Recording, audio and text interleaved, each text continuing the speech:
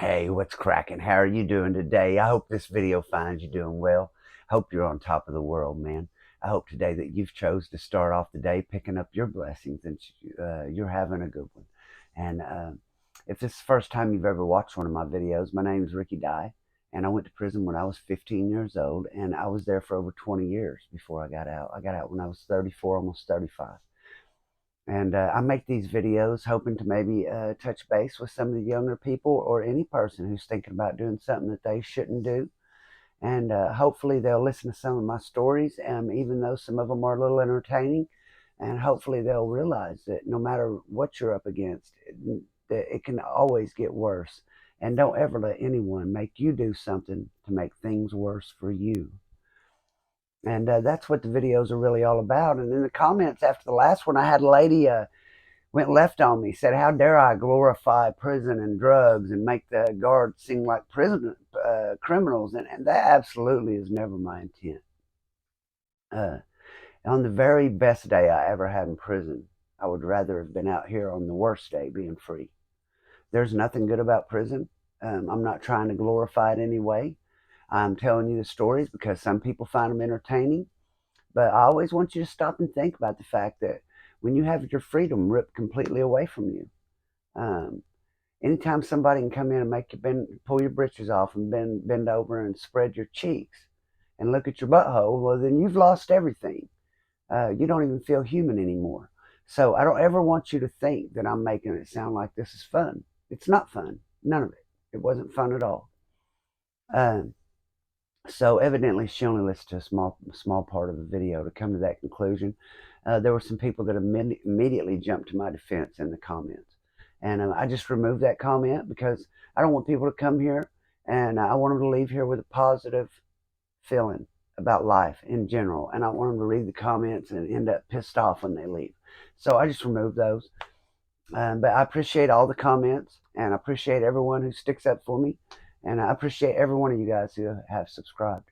And when I talked to you in the last video about the YouTube partnership, what they did this month, they changed it where if you have 500 subscribers and 3,000 watch hours, you can get several of the perks of being a partner.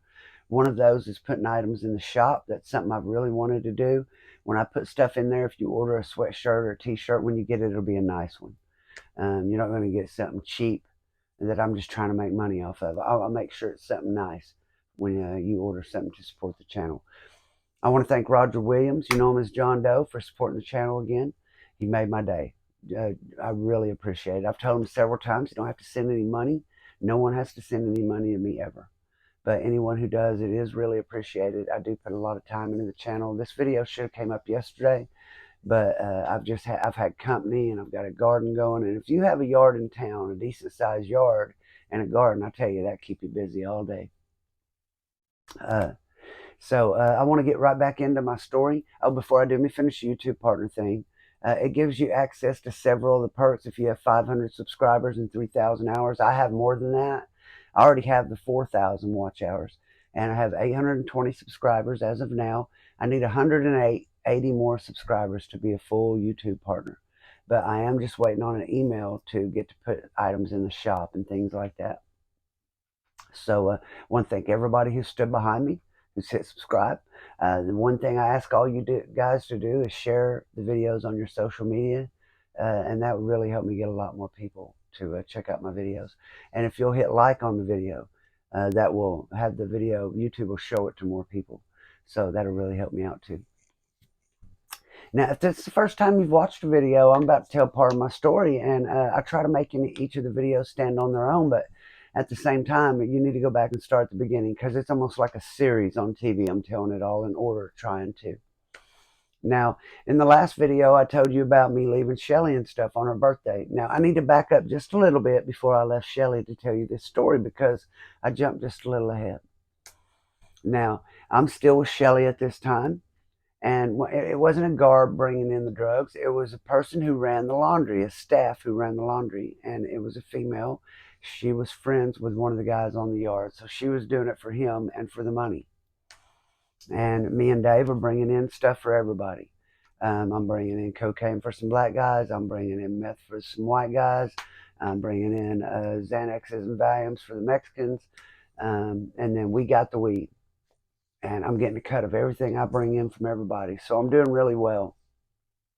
But when it started out, we were in debt to everybody. And I'm telling you, that's a terrible feeling to be in debt to people in prison. Um, it is, man, because you can get into a stabbing over the smallest thing, over 3 soups. So when you owe somebody $150, $200 cash money in prison, that's enough for you to lose your life over it. And then the bad thing is when you owe someone and you've gave them your word that you're going to pay it, no matter how worried you are that they're about to do something to you, you can't just go do something to them first because you have to be in the right. If you owe someone money and then you just go do something to them, that's going to follow you everywhere you go. No one's going to loan you anything anymore. Everybody's going to look at you like you're one of the guys that go around robbing people. Those guys can't borrow anything from anybody. People are afraid of them. They get shown not respect but fear, and there's a big difference. What you want in prison is to have respect, people to know that your word is gold.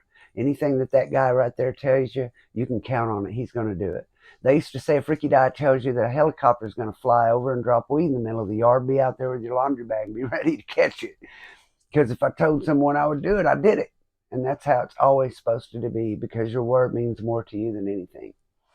So me and Dave have been in debt to everybody, and we got this little thing going with this weed and stuff, and got a way to sneak stuff in, and that's really got us going there. And Joe, the guy who's friends with this lady now, he didn't ever have anything, and now he has a big old store, and he's doing good. But the guards, they realize the difference, and they see people coming to your unit all the time. So they've been watching me and Dave and shaking our cell down. They've been shaking our visitors down. Shelly would come to visit, and they strip search her, see if she's got something on her, thinking she's bringing it to me. They catch me coming out of visit and strip search me and have me squat and cough and all kinds of stuff trying to catch me with it. And we wasn't bringing it through visit, and that's why they couldn't catch us. And so they start to realize that we must be getting it another way, but they don't know how. But they think they know how. They get ideas and words here and there on the yard from people who tell on people. And then you had Kevin.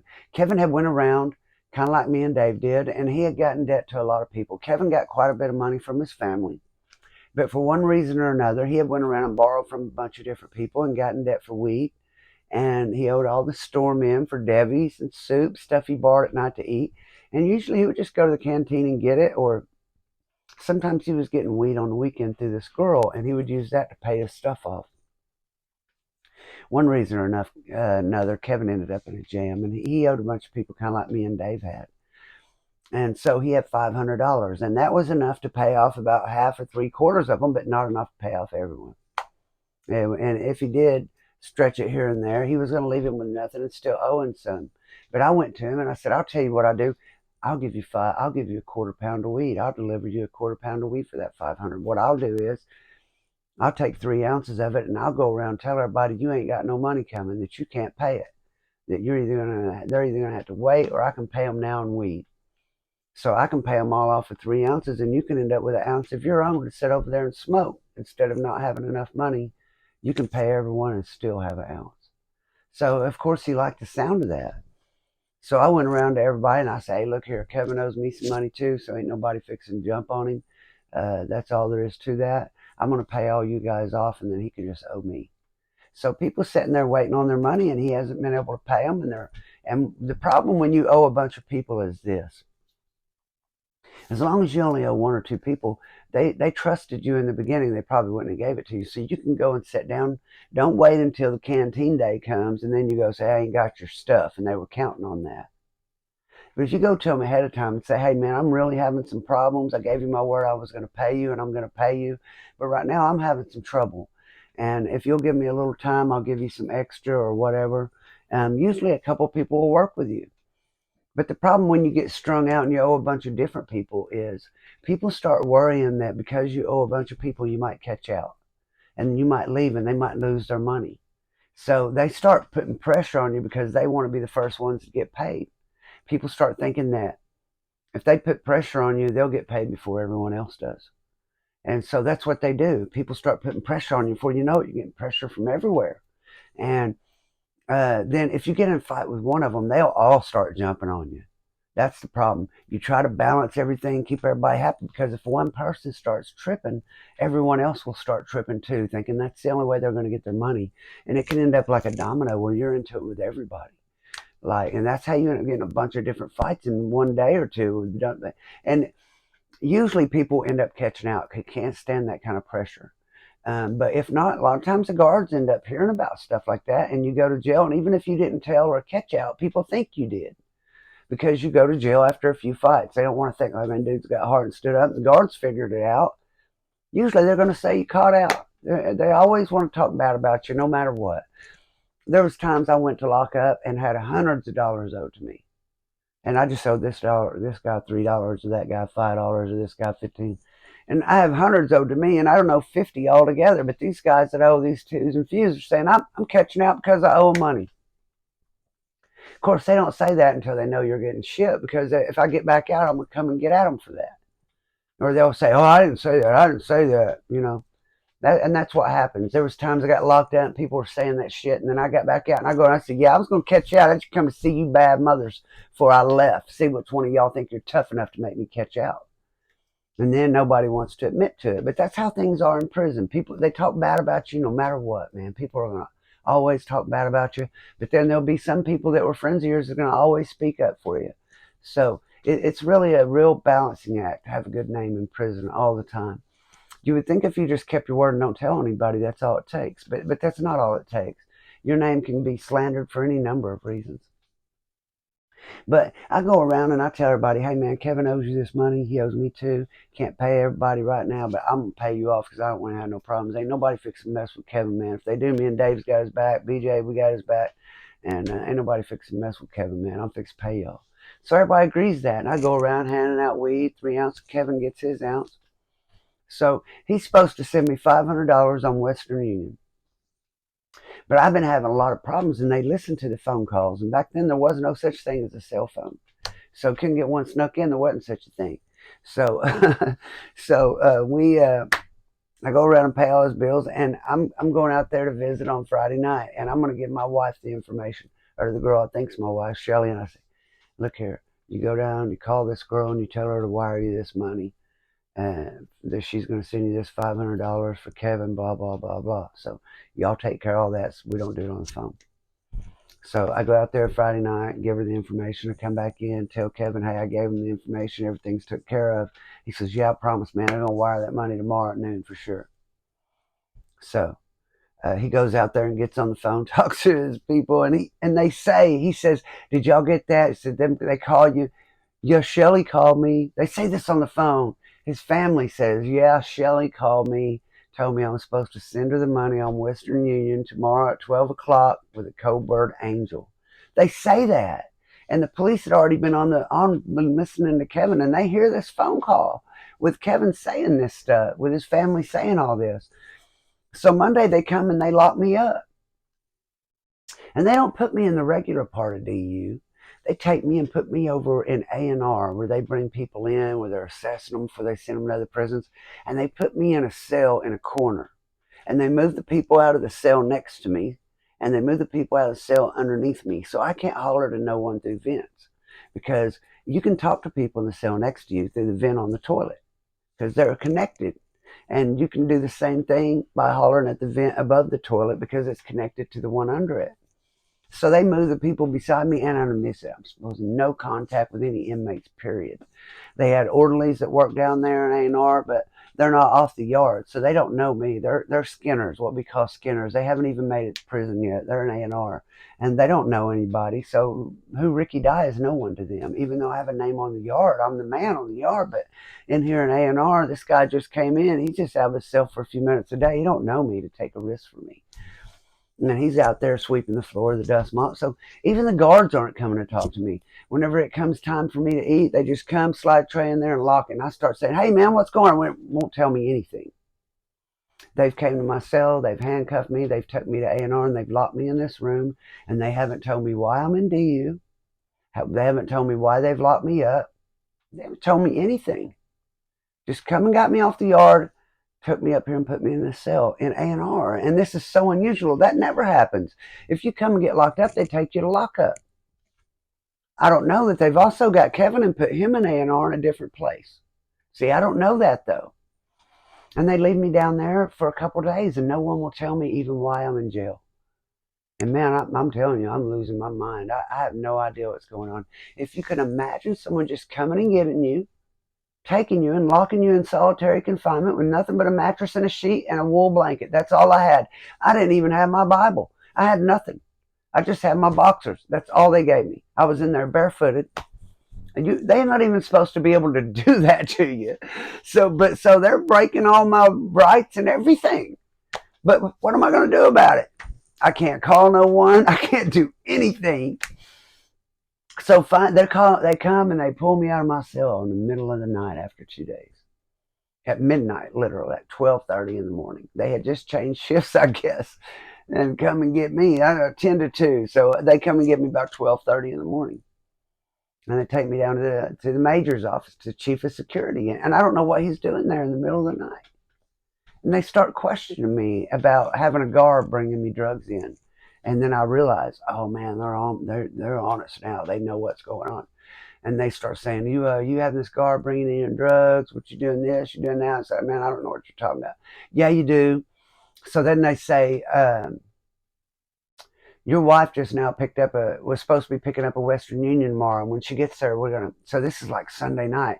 And they tell me tomorrow, because all this had been talked about Friday night or whatever, but they would send the money on Monday. That's how it was going. They were going to pick the money up Monday at noon, Western Union Covert Angel. So he's telling me it's Sunday night, midnight, and he tells me, we're going to catch her today. We're going to catch her today. Later today, she's going to pick this money up at Western Union. We're going to have federal agents there to get her whenever she picks that money up.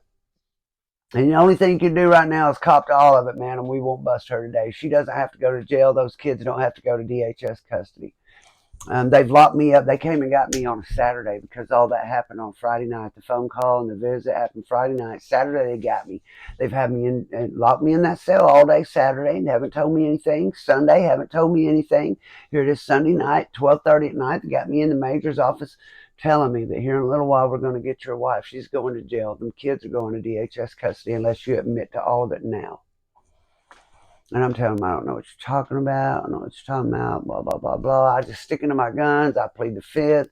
So they take me and they're mad and they take me and throw me back in my cell. And nobody's supposed to talk to me about anything. And now I am on panic status thinking, oh shit, she's going to pick that money up and they're going to be waiting on her.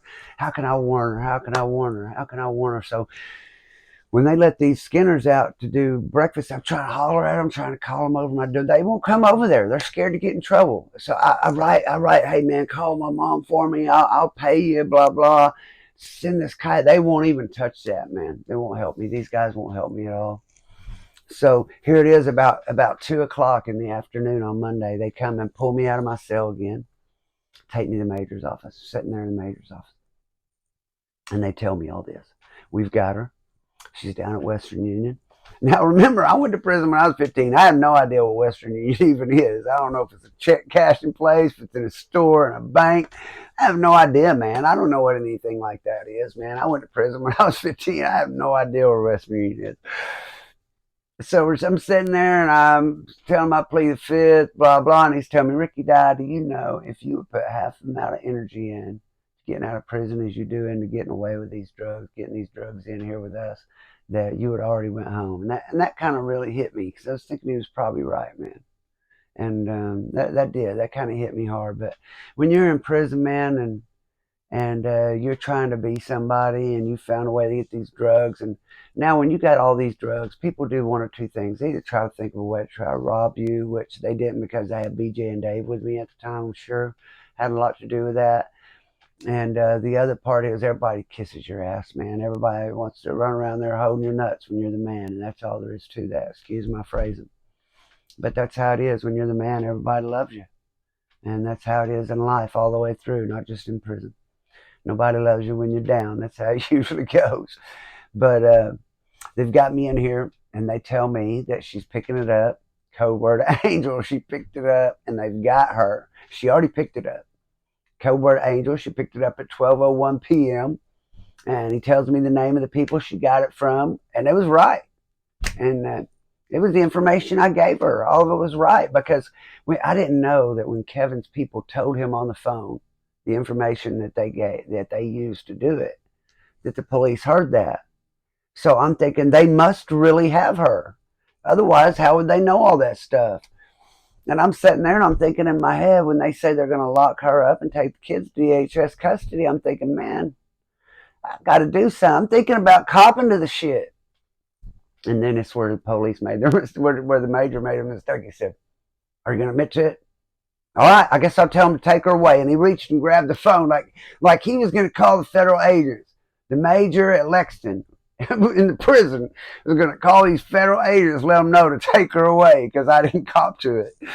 And when he done that, it was too much, man. That's how I knew he was full of crap right there when he done that. So when he did that, I started laughing. And I said, he said, "What are you laughing about? You think this is funny?" And I said, "Man, let me tell you something. I would cop to the murder of John F. Kennedy for you gave that girl one day in jail and took them kids. But I don't have any idea what you're talking about." And I started laughing, and he got mad. I guess he realized he went too far, and they put me back up there myself. So a couple more days goes by, and no one still talked to me, man. But finally, I get a rum man I give him 10 stamps. So they finally give me some of my Bible and my hygiene and my stamps. That's all I could have down to write a letter. And I wrote this little kite to him. We call a kite as a letter or note, called a kite in prison. So I wrote it on a piece of paper and I folded it up like the little footballs that you thump in school. And I knocked it out underneath there, and he swept it with his dust mop while he was in there. We read it, and I had my mom's phone number. And I told him to call my mom and say collect from Ricky. And I gave him a book of stamps for doing it. And I asked my mom if they had Shelly in jail. And said no, Shelly wasn't in jail. She's been trying to figure out what they're doing with me. So they haven't done nothing with Shelly. And once I found that out, I didn't care what they did. But they leave me down there for like 13 business days, which is almost 3 weeks. You know what I'm saying? And then they bring me down to the mayor's office. I guess they decided they didn't have enough to really ship me, have enough to catch me. So they're going to try to set me up and her up. So they take me back down to the mayor's office, tell me they're going to let me back out. They want to give me a chance. They think I can straighten up. They're going to give me another chance. They're going to let me out and give me a job in the laundry. And I said, "What? I don't want no job in the laundry. I don't want to work in the laundry." Like, "Why don't you want to work in the laundry for?" I said, "Man, I'm not working in the laundry. I don't want to work in the laundry." So "Well, you need to get out and take a job in the laundry, or we're going to ship you." I said, "Okay, well, then you can ship me then." I said, "I'm not working in the laundry." So they ended up letting me out and put me on Unit 5, split me up from BJ and Dave. And I ended up working my way back down there. And then all the stuff happened, with Shelly and with that girl, Christy. And so I ended up leaving Shelly and getting with Christy. So now I'm with Christy. And Christy's still real jealous of Shelly, even though I took Shelly off my visiting list. And I took her off my visiting list because I took her off the visiting list as my wife. Now I can have a girlfriend on my list, and they approved Christy. So Christy can now come visit. She's coming to visit Friday, Saturday, and Monday like Shelly was.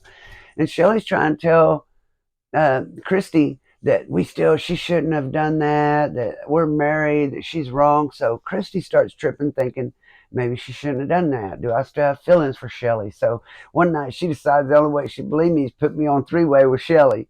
So she wants me on the phone with her and Shelly. She want to hear me tell Shelly I don't have no feelings for her and that I love Christy. And so I did. If that's the only thing I can do to prove it, I'm going to mess around and lose Christy and Shelly. I'm afraid I have nobody to help me. So that's what I'm afraid of, because at this point I do kind of have a crush on Christy because it's a new girl coming up here. I thought she was pretty. I was young. So of course I'm into a new girl because I've been with this girl. Thought I was in love with, but she cheated on me and broke my heart. And that's all there was to that. I really loved her, or thought I did. And I was, all this stuff I was doing here, breaking the law, doing all these drugs, I was sending her all the extra money I got out of it, trying to help her. At one time, she was living in a house that cost $300 a month, and I was paying for that, and I was paying all the bills, and I would give her $50 a month to take the kids to do something, and gave her money to come pay for the visits. She didn't have to pay for gas or the money for us to eat for the quarters. I paid for all that. But now I'm with Christy, and Christy's brought me this dope, and she kissed me at the first visit and pushes a quarter paper in my mouth. And we go back, and I ask somebody to try it, and they say it was good. So I tell her it was good. And Shelly tries to say on that three-way that she'll still take care of my business for me. And I don't need you to do nothing. So when we hang up, Christy's like, what do you mean she take care of your business? What does she mean? So I said, I'll explain at visit. So we get to visit. So now Christy's going and dropping this stuff off at these people for me and picking up my weed and dropping it off. But Christy goes and gets me. They said that dope was good. She'll bring me some more, some meth. And that's where the big money's at. And also, it's a little bitty package. And the cameraman will bring it in for next to nothing. So I don't have to pay her or sneak it in through her now that there's so much pressure on her, so much heat going that direction. Because Joe also, while I was in lockup, he set it up and had someone else do it. And they went and bragged to other people that Joe got this in through the girl in the laundry. And that's how she's got hot. While I'm in lockup, they couldn't just wait till I got out. They had to make another move through someone else and put heat on it. And by doing that, they end up making it where one day they tried to search her. They were gonna search her when she came to work. And one of her friends that worked there called and let her know, and she ran for it. Her and her girlfriend and their kids, they end up running to another state. And she ended up getting caught and getting time over it. And that's why I could go ahead and tell you the story. We all already got in trouble. And Dave's old lady passed away. And I got in trouble, so there's really nothing they can do. But Kevin Rash ended up getting locked up and shipped over that because they thought he owed a bunch of people money, but he didn't owe nobody no more. He done paid them all and smoked his little old weed. But he got me locked up. He didn't mean to, but his little phone call, his people saying that on the phone, got me locked up. I didn't end up getting a riot because they couldn't prove that I got anything. I wouldn't admit to it. But I've got out and I'm getting this dope now. And Christy brings me an 8 ball of this dope, and the dope is no good. And I've done went through all the trouble of getting it in and everything. It's worth something. It ain't very good. I'm thinking maybe if one person does it all, they will be able to get high. And so that's what I did. Give it all to one person. And that is the story I'll have for you in the next video. What happened when I gave that dope to that guy. And I do hope this video has found you in a great place in your life. And if it hasn't, I hope that you'll set down your curses and pick up your blessings. And I hope you have a great weekend. And may the Lord keep, protect, and bless you and yours. And I hope to see you in the next one. If you haven't subscribed, please hit that subscribe button. I need 180 more. Peace out.